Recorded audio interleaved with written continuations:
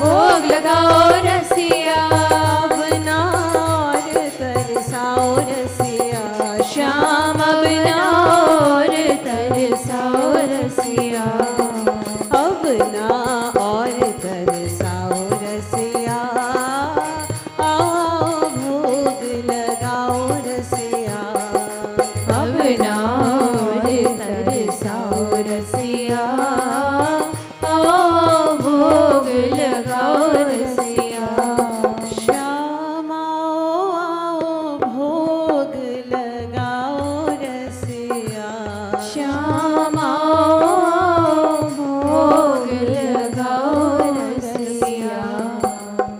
बोलिए श्याम रसिया की जय। श्रीमद् सद्गुरु सरकार की जय।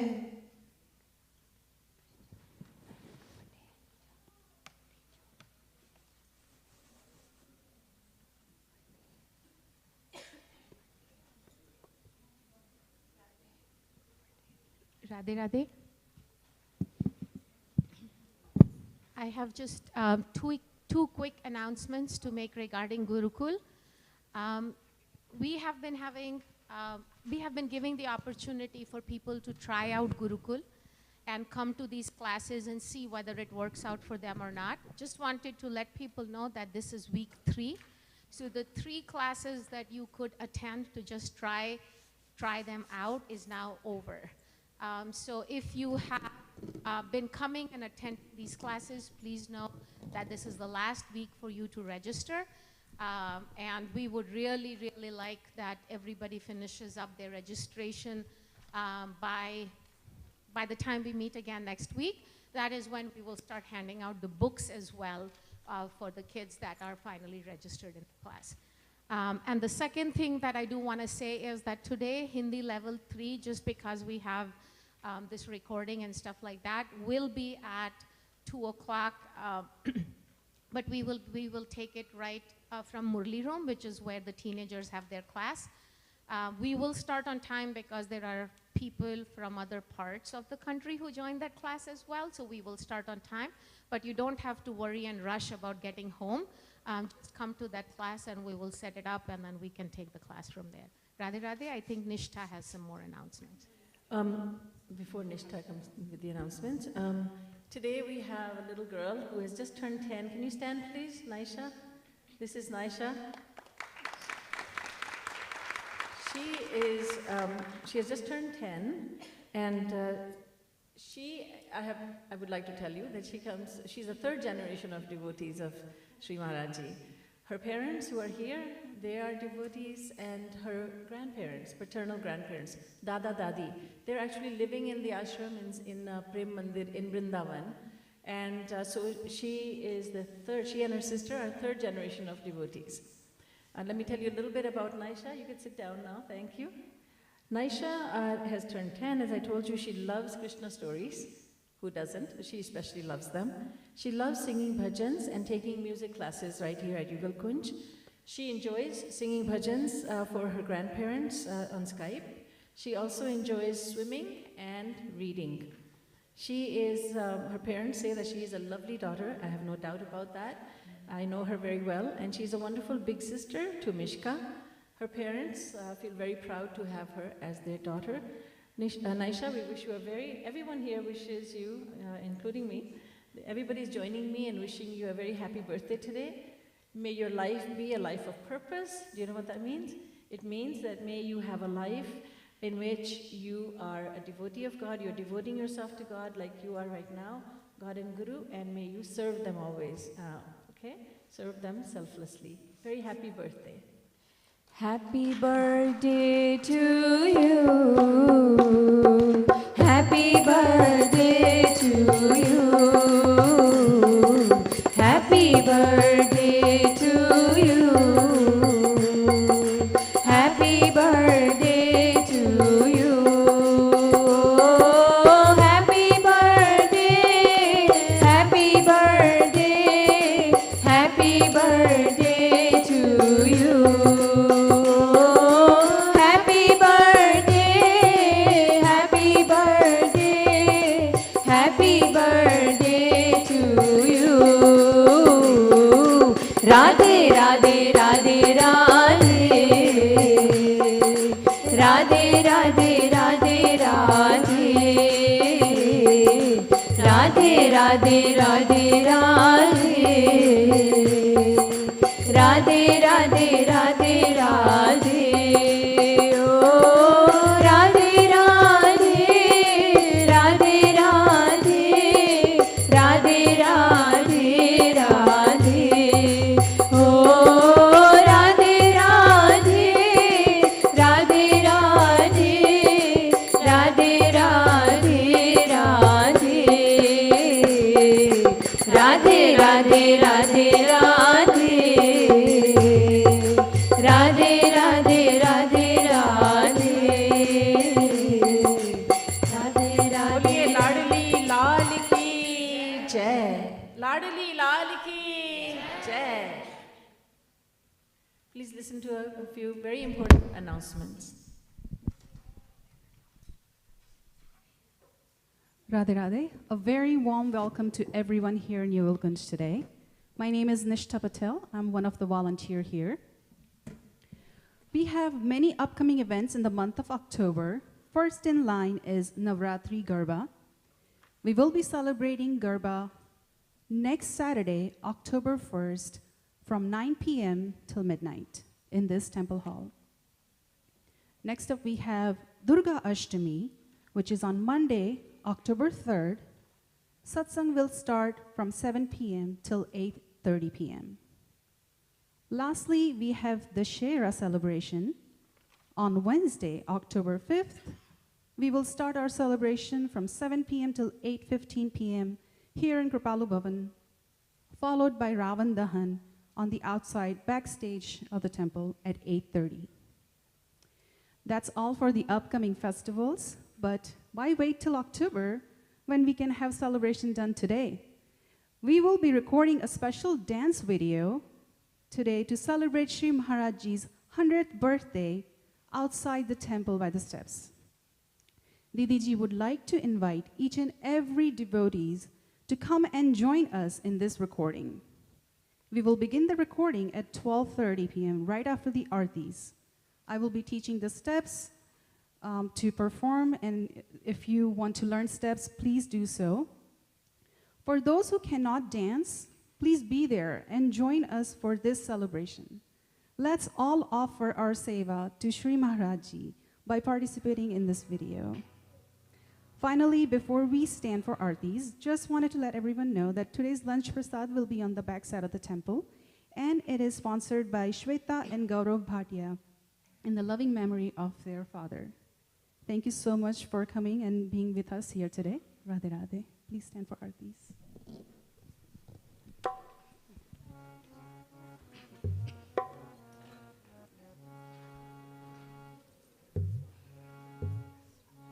आरती प्रीतम प्यारे के बनवारी नथवारी की आरती प्रीतम प्यारी की बनकारी नथवारी की दुहुन सिर कनक मुकुट झलके दुहुन श्रुति कुंडल भल हल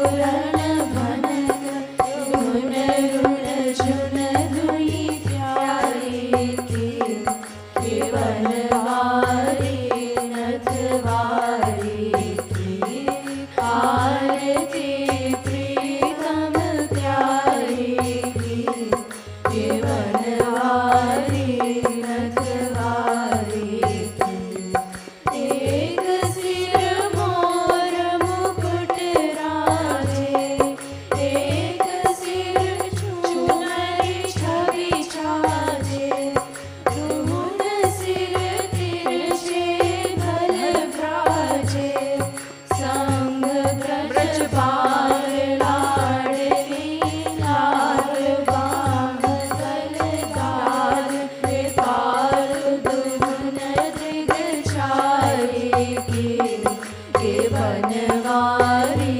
नथवारी की आरती प्रीतम प्यारे की बनवारी नथवारी की आरती प्रीतम प्यारे की बनवारी नथवारी की श्री राम श्री राम श्री रामचंद्र कृपालु भज मन हरण भव भय दारुणम नव कंज लोचन कंज मुख कर कंज पद कंजारुणम श्री राम श्री राम कंदर्पया गणित अमित छवि नवनीर नीरद सुंदरम पटपीत मानव तरित रुचि शुचि नौमि जनक सुतावरम पटपीत मानव तरित रुचि शुचि नौमि जनक सुतावरम श्री राम श्री राम भजु दीन बंधु दिनेश दानव दैत्य वंश निकंदनम रघुनंद आनंद कंद कौशल चंद दशरथ नंदनम रघुनंद आनंद कंद कौशल चंद दशरथ नंदनम श्री राम श्री राम सिर मुकुट कुंडल तिलक छाया उदार अंग विभूषणम आजानुभुज शर चाप धर संग्राम जित खर दूषणम आजानुभुज शर चाप धर संग्राम जित खर दूषणम श्री राम श्री राम इति वदति तुलसीदास शंकर शेष मुनि मनरंजनम मम हृदय कंचनि निवास गुरु कामादिकल दल गंजनम मम हृदय कंचनि निवास गुरु कामादिकल दल गंजनम श्री राम श्री राम श्री रामचंद्र कृपालु भज मन हरण भव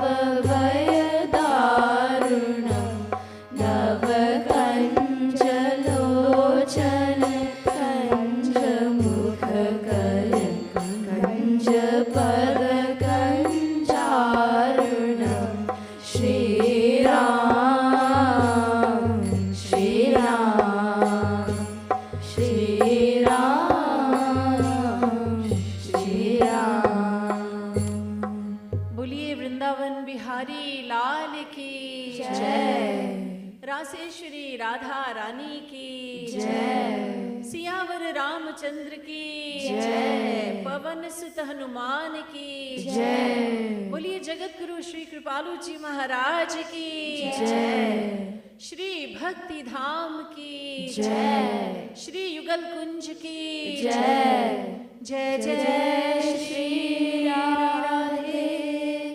जय जय श्री राधे। जय जय श्री राधे।